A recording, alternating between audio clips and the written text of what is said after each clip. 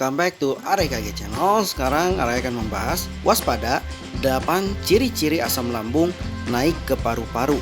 Tapi sebelum lanjut, jangan lupa untuk klik tombol like dan subscribe ya guys ya. Penyakit asam lambung menjadi salah satu kondisi yang umum dialami oleh banyak orang. Meski terdengar tidak berbahaya, namun nyatanya penyakit ini bisa mempengaruhi fungsi tubuh, termasuk saluran pernapasan yaitu paru-paru ya guys ya. Ketika asam lambung naik ke paru-paru, kondisi ini bisa menimbulkan berbagai gejala, mulai dari batuk hingga sulit tidur. Berikut sejumlah ciri-ciri asam lambung naik ke paru-paru yang perlu kamu ketahui ya guys ya. Yang pertama, sleep apnea. Ketika asam lambung naik ke paru-paru, hal ini bisa menimbulkan sleep apnea. Pada dasarnya, sleep apnea merupakan kondisi henti napas berulang saat tidur. Asam lambung yang naik ke dada dan terhirup sampai ke pernapasan dapat memancing terjadinya sleep apnea. Berdasarkan penelitian, 50% penderita GERD mengalami sleep apnea. Meski begitu, tidak semua penderita GERD pasti menderita sleep apnea. Selanjutnya, sesak napas ya guys ya. Sesak napas juga dapat disebabkan oleh adanya masalah pada sistem pencernaan. Contohnya GERD. Saat penyakit asam lambung naik ke paru-paru, terjadi penyempitan di cabang batang tenggorokan atau bronkus, sehingga dapat menyebabkan terjadinya sesak napas. Mungkin kamu juga penasaran ya guys ya, berapa lama sesak napas karena asam lambung? Durasi sesak napas karena asam lambung biasanya hanya berlangsung ketika penyakit asam lambung sedang kambuh. Hal ini berbeda dengan sesak napas karena paru-paru, yang mana bisa berlangsung lebih lama. Selanjutnya, asma. Sesak napas akibat asam lambung juga bisa dibarengi dengan penyakit asma. Lebih dari 75% penderita asma mengalami GERD ya guys ya. Penyakit ini juga dapat memperburuk gejala asma. Asam lambung yang naik bisa menimbulkan cedera pada lapisan tenggorokan, saluran udara, serta paru-paru.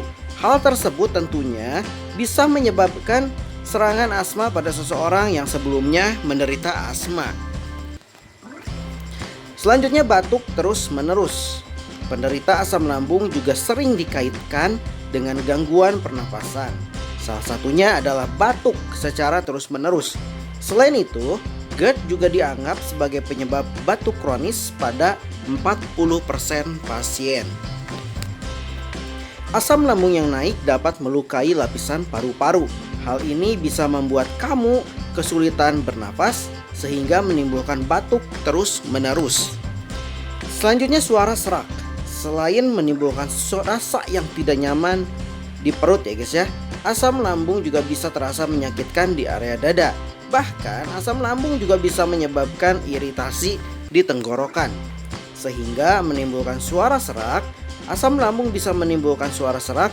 Biasanya gejala ini diawali dengan iritasi tenggorokan. Selanjutnya, nyeri dada.